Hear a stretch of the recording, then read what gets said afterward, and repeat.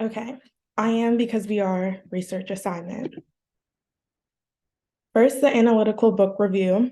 I did it on Meaning and Truth in African Philosophy by Grievous Kayange. Kayange begins by examining the distinction between descriptive and prescriptive theories of meaning, arguing that the former are more appropriate for African philosophy because they emphasize the importance of context and the situatedness of meaning. The author then explores the relationship between language and truth, arguing that truth is not an objective feature of the world, but rather a product of social and linguistic practices. The major points are African philosophy has traditionally been understood as an oral tradition, and language plays a central role in shaping the meaning and truth of philosophical concepts. Descriptive theories of meanings, which emphasize the importance of context and the situatedness of meaning, are more appropriate for African philosophy than prescriptive theories. Truth is not an objective feature of the world, but rather a product of social and linguistic practices. Doing African philosophy with language requires a deep understanding of the linguistic and cultural context in which philosophical concepts are embedded. Language should be approached as a creative and dynamic tool for production of meaning rather than a fixed and static set of rules. And African philosophy should be open to the diversity of linguistic and cultural traditions on the continent and should not be limited to a particular set of languages or concepts. So a little bit about him is that he's an associate professor of philosophy at the University of Malawi. He is a visiting scholar at the Center of Philosophy of Natural and Social Sciences at the London School of Economics and Political Science in 2006. He graduated in philosophy at the Gregorian Pontifical University in Rome of 2007. And his expertise includes theories, logic, and practice, African philosophy, analytical philosophy, and ethics. He has done research and published in different areas since 2008. Some of his most recent books include, of course, Meaning and Truth in African Philosophy, which he published in 2018. But there's also the Capitalism and Freedom in African Philosophy that he put out in 2020. And he's also the co-editor of the Diction in East and Southern Africa and Ethics in Malawi. Some of his commonly read articles include Rethinking African Analytical Philosophy, a Perspectival Approach, which he put out in 2019. His purpose in writing Meaning and Truth in African Philosophy was to explore the nature of truth and meaning in African philosophy and challenge Western assumptions about the concepts. He argued that philosophy has its own unique way of understanding truth and meaning, which is different from Western traditions.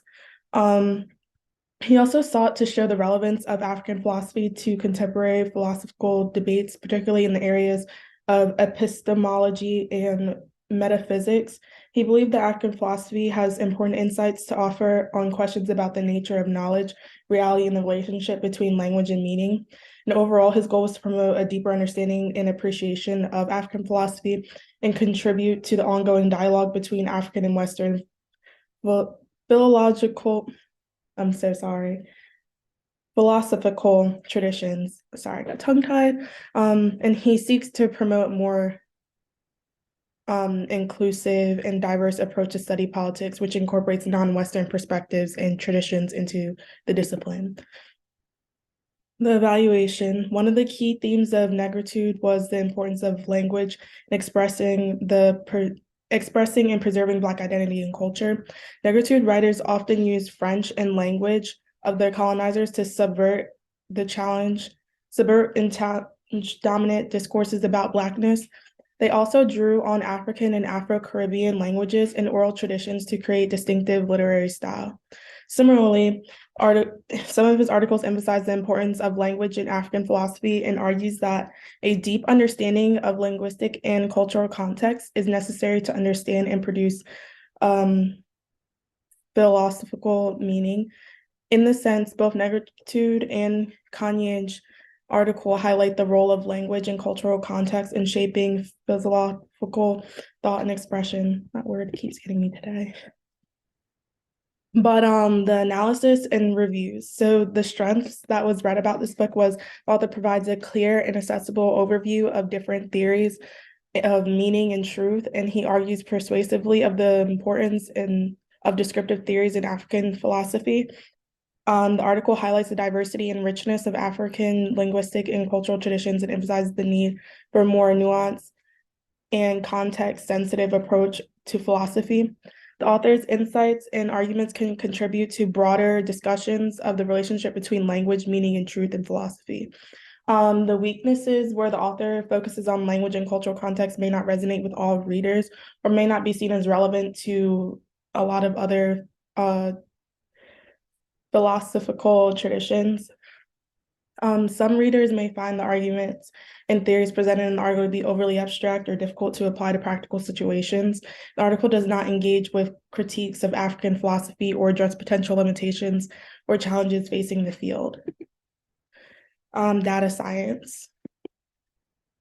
So a little summary, because I chose the film Hidden Figures. It is a biographical film based on a true story of 3 African-American women who worked as mathematicians at NASA during the early years of the US space program in the 1960s. The film focuses on the experiences of Katherine Johnson, Dorothy Vaughan, and Mary Jackson, who faced discrimination and marginalization due to their race and gender, but overcame these obstacles to make significant contributions to the space program. It also sheds light on the broader historical context of the civil rights movement and the fight for racial and gender equality in the United States. Hidden Figures is an inspiring, powerful tribute to the strength and perseverance of these women and their contributions to science and history. The connection to I Am Because We Are. Hidden Figures relates to feminism and revolution concept in I Am Because We Are. So to give a couple quotes from there that resonate with the film is, while women from industrialized countries are focusing their attention on the problem of creating a typical female language, the daughters of Black Africa are still at the stage of seeking their own dignity for the recognition of their own specificity as human beings. So to dissect this quote, it is highlighting the different challenges faced by women from industrialized countries and Black African women. The author is suggesting that while women from industrialized countries are focusing on issues related to gender and language, Black African women are still struggling for recognition and dignity as human beings. So one of the main things is in the 1960s, a lot of Black women in African countries would not have even had the opportunity to be in the type of space that the women in Hidden Figures were in. So it's important to recognize that we need equality and to build up our Black sisters everywhere and not just in westernized countries or more developed countries. Black women, scholars, and professionals cannot afford to ignore the straits of those of our sisters who are acquainted with the immediacy of oppression in a way many of us are not. The process of empowerment cannot be simplistically defined in accordance with our own particular class interests. We must learn to lift as we climb. So this was a really good quote coming from the book. It emphasizes the importance of solidarity and collective action among Black women, scholars, and professionals. The author is suggesting that those who have achieved a certain level of success or privilege cannot afford to ignore the struggles and oppressed faced by other Black women who may not have the same opportunities or advantages. And this isn't just speaking of like the women in Africa, this is speaking of just America alone.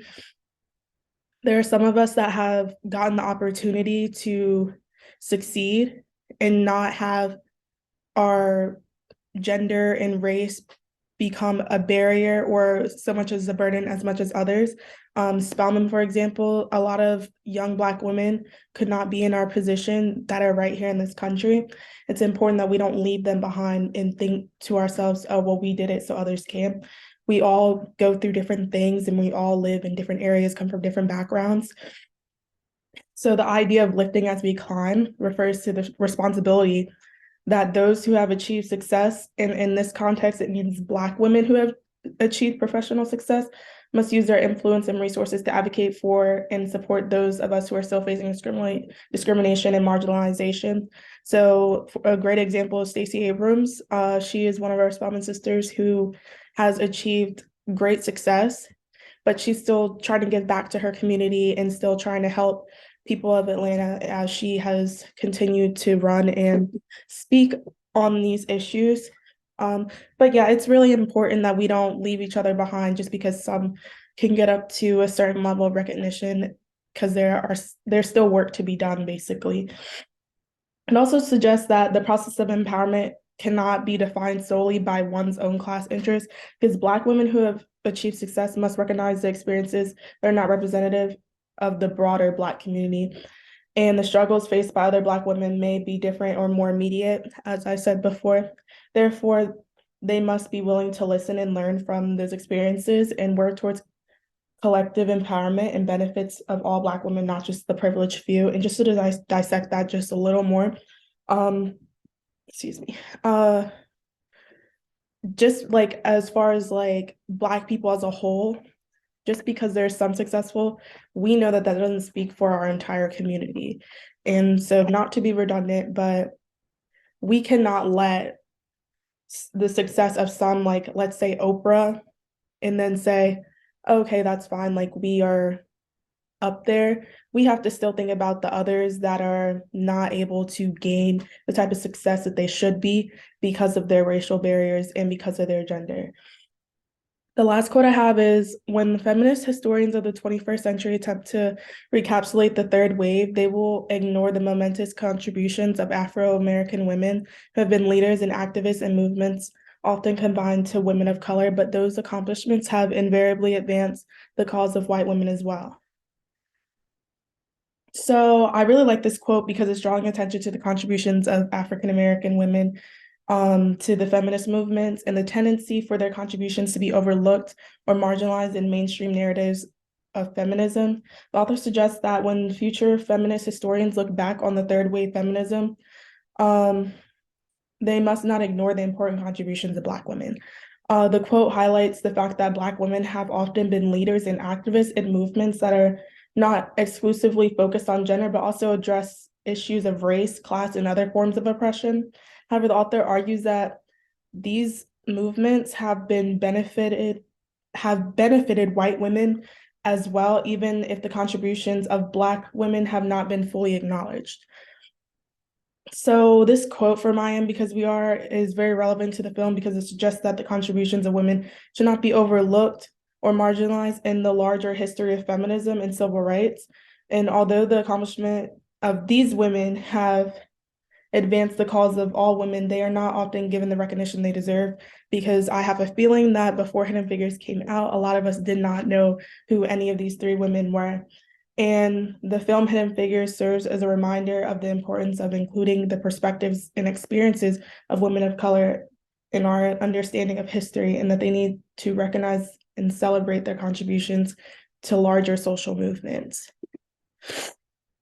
Okay, so the notion. By foregrounding the experiences of Black women and highlighting the intersections of race, gender, and class, Hidden Figures offers a powerful critique of the dominant narratives of the space, race, and civil rights movement, which I Am Because We Are has explained has often erased the contributions and experiences of Black women. The film is a powerful reminder the importance of intersectionality in the understanding and addressing the complex intersecting forms of oppressing that people face.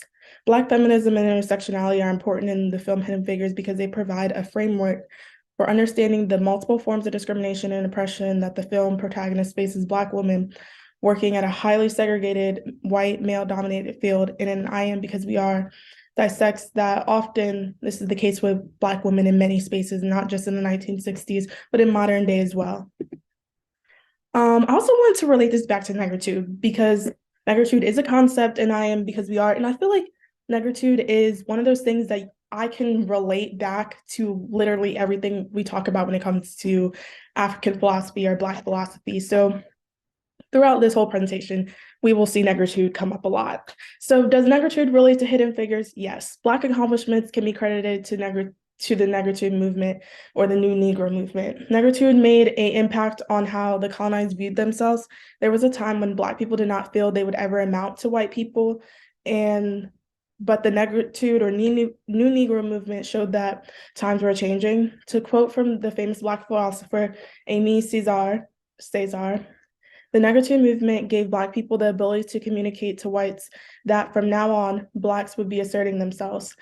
Aimé Césaire, I don't know why I keep saying his name wrong today, but he is a very important figure in negritude, Pan-Africanism, and resilience. If you've ever seen this great film, Hidden Figures, Black women are making room for themselves in white spaces. And this new Negro movement was a prideful time when Black people were expressing themselves confidently. So he's definitely right. And we can see that throughout time that we are making space for ourselves. Black women, Black people, we are putting ourselves in spots that maybe make others uncomfortable, but are putting ourselves in better spaces to benefit us. Okay, academic journal critique. Capital of the Caribbean, the African-American West Indian Harlem Nexus, and the Transnational Drive for Black Freedom, 1940 and 1948. Capital of the Caribbean is a book by Professor of History John Edward Campbell, which explores the relationship between African-American and West Indian communities in Harlem during the 1940s. The book argues that Harlem served as a capital for the Caribbean in terms of its cultural influence and political importance in the struggle for Black freedom. Excuse me. A brief summary. Campbell traced the development of this relationship from the 1940s when thousands of West Indians migrated to Harlem in search for economic opportunities and a better life. He shows how West Indian immigrants brought with them a rich cultural heritage, including music, dance, and literature, which had a profound impact on the artistic and intellectual life of Harlem. A quote from I Am Because We Are.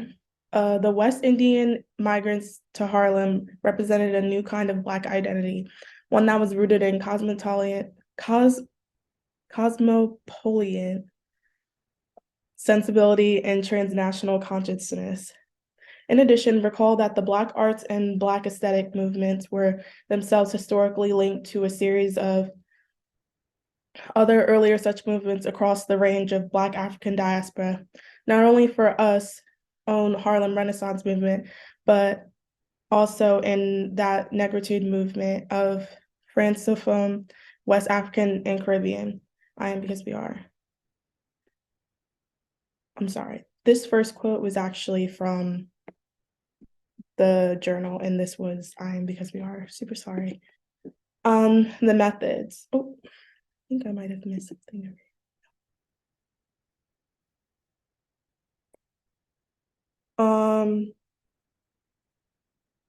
Okay, maybe not. Methods, storytelling techniques to engage readers and convey the human dimension of struggle for Black freedom. Weaves together individual stories of activists, arts, and intellectuals from both communities to provide a more intimate and personal perspective on the challenges and opportunities of African American and West Indian Harlem nexus. Major points. Instrumental in shaping the political landscape of Harlem, played a critical role in the development of left-wing politics in Harlem, reclaiming Black identity, negritude, of course, Harlem Renaissance, and the struggle for Black freedom was a global one, and Harlem was at the center of the struggle. At the same time, Campbell argues that West Indian immigrants were also instrumental in shaping political landscape in Harlem. Though their participation in organizations like the Communist Party, they helped establish a transnational network of Black activists who were dedicated to fight against racism and imperialism. Overall, Capital of the Caribbean offers a compelling analysis of ways which African American and West Indian communities in Harlem work together to build powerful movement for Black freedom, both in the United States and beyond. Negritude was a literary and cultural movement that emerged in the 1930s and 1940s among French-speaking Black intellectuals in African and the Caribbean. The movement sought to reclaim and celebrate Black identity and culture, which had been suppressed by colonialism and racism. West Indian immigrants played an important role in the development of negritude by bringing their own unique culture and traditions and experiences to the movement. Many of these immigrants had grown up in societies that were still under colonial rule, and they had experienced firsthand the ways in which racism and colonialism worked to erode their cultural heritage. In the United States, West Indian immigrants became involved in the Harlem Renaissance through their participation in the Harlem Renaissance. West Indian immigrants became exposed to the ideas of negritude and begun to incorporate these ideas into their own work. For example, the poet and novelist Claude McKay, who was born in Jamaica, became a leading figure in the Harlem Renaissance and a key influence in the development of negritude. McKay's work celebrated Black identity and culture and emphasized the importance of resistance to racism and colonialism. I am because we are. Both highlight the importance of building transnational solidarity and networks of resistance in the fight for Black freedom. They also emphasize the central role that cultural exchange and sharing ideas played in this process. Common commitment to building solidarity and forging connections across borders in the fight against oppression and inequality, explore the ways that transnational networks of Black activism and intellectuals shape the struggle for Black freedom and Pan-Africanism in the 20th century. So as far as the reviews, the strengths is the book is praised, well, the academic journal article is praised for its detailed research and documentation of the history of African Americans and West Indian communities in Harlem during 1940s. Many reviewers appreciate the book's interdisciplinary approach, which combines cultural, social, and political history to provide a comprehensive understanding of the period. The book is often cited for the contribution of the fields of African American and Caribbean studies, as well as insights into the development of transnational networks of Black activists and intellectuals. Weakness. Some reviewers criticize the book for the narrow focus on the 1940s and neglecting the broader historical context of the African Americans and West Indian experience in the United States. Others argue the book's emphasis on the Communist Party and other left-wing organizations oversimplifies the complex political landscape of the time and neglects the contributions of the other groups. And a few reviewers have raised concerns about the book's writing style, suggesting it is overly academic and dense, which may limit its accessibility to non-specialist readers. Overall, The Capital of the Caribbean has received largely positive reviews, with many scholars and critics praising the scholarship and interdisciplinary approach. However, some viewers have raised concerns about the book's narrow and dense writing style.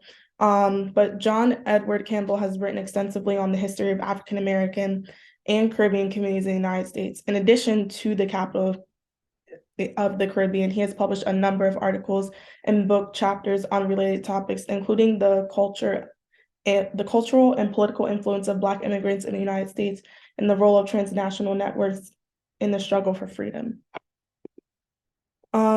The recommendation. Who will benefit from this article?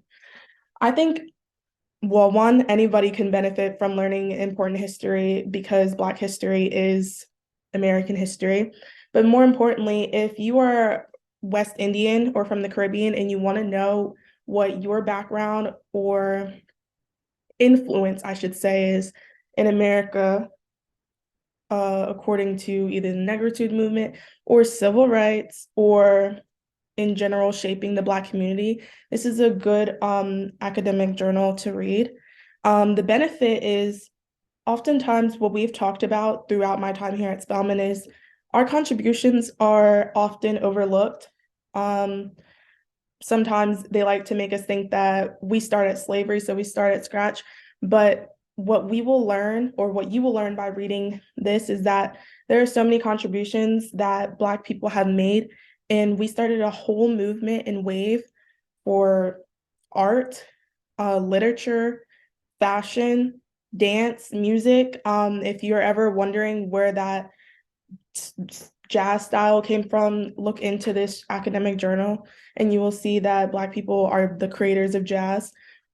The importance of the benefit. The importance is to know, like I said, how important Black history is in American history, and also the contribution of West Indian culture and communities benefiting and influencing us historically, politically, and socially. Okay, the political ad campaign. I don't want to play the full thing just because I feel like I'm going so long, but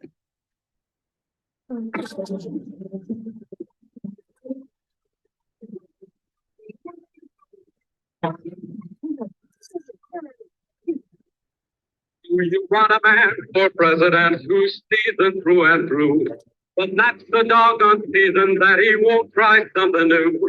A man who's old enough to know it's up to you, it's strictly up to you. Do you like a man who answers straight, a man who's always fair? Who lays your hand against the other and you compare? Vote for Kennedy, the change that over.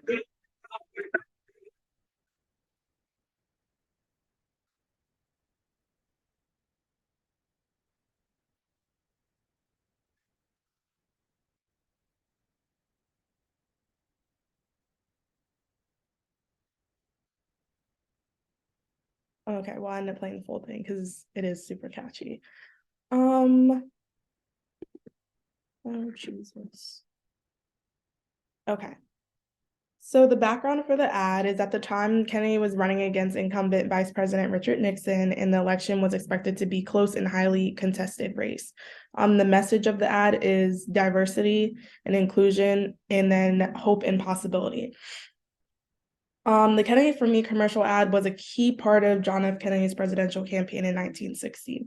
The ad featured a catchy jingle and a series of images for everyday Americans, from factory workers to children, expressing their support for Kennedy. The ad was notable for an upbeat, optimistic tone, which sought to convey a sense of hope and possibility for voters.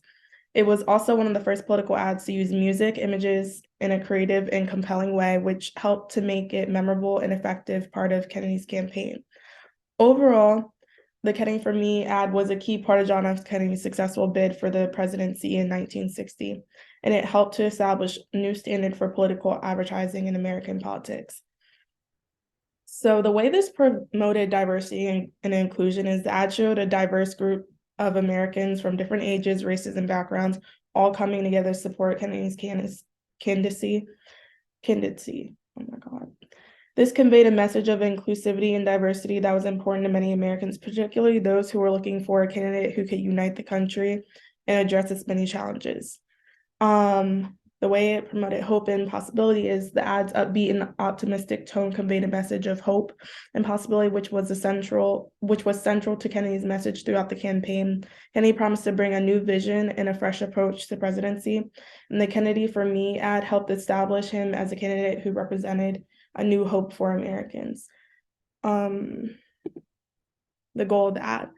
His goal was to gain voters from multiple different groups. As we just watched in the ads, he literally has like factory workers. Then we also see a picture of African Americans. We see pictures of children. We see pictures of the elder.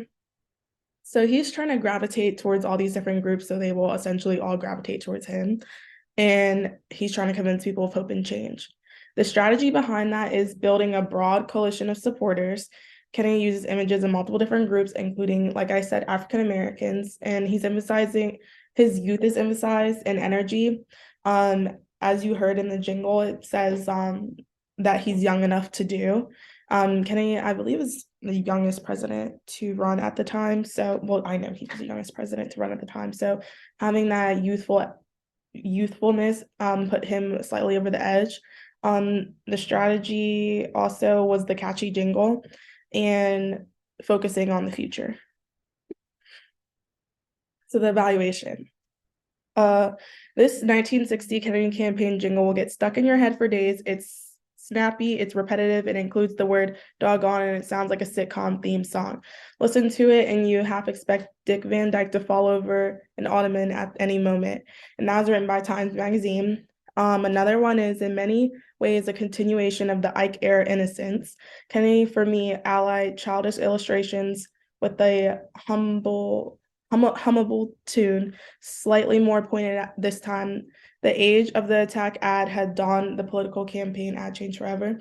I wanted to speak on this in case it was confusing. This was speaking about how Kennedy's ad was one of like the last campaign ads to not be mean-spirited. If you've seen the 2020 election, some of them are quite harsh, or just any elections going on in this era in the last like 5 years, it's been pretty tense. Researchers' impression of Kennedy's campaign was the first to use images to show voters that candidate was the choice for everyone. His ad, Kennedy, combined the jingle Kennedy for Me and photographs of a diverse population dealing with life in the United States. The political influence that had, establishing television advertising as a powerful tool in political campaigns, helping to elect JFK as president, establishing Kennedy's brand and image, and then shaping political advertising for decades to come, because political ad campaigns are extremely popular. So, like I said, I would be relating negritude from I Am Because We Are back to everything. And so in this United States, in the concept of negritude was influential among Black intellectuals and activists, particularly during the civil rights movement of the 1950s and the 1960s. The concept of negritude is relevant to Black voters as it promotes a positive, affirming sense of Black cultural heritage and identity, which is an important factor in mobilizing and motivating Black voters. A part of the New Negro movement and negritude is Pan-Africanism, which involves the unity of Black people. Black people definitely came together over voting rights and came together over voting to all try to vote for someone that would help them as a community, because Black people have a goal of getting somewhere, especially during the civil rights era, the 1960s, 1950s. They had a goal of getting to a better place than where they were, and they were united on that. It has also influenced Black political thought and activism by promoting the idea that Black cultural heritage and identity are valuable resources for political and social change. And then here are my sources. Thank you.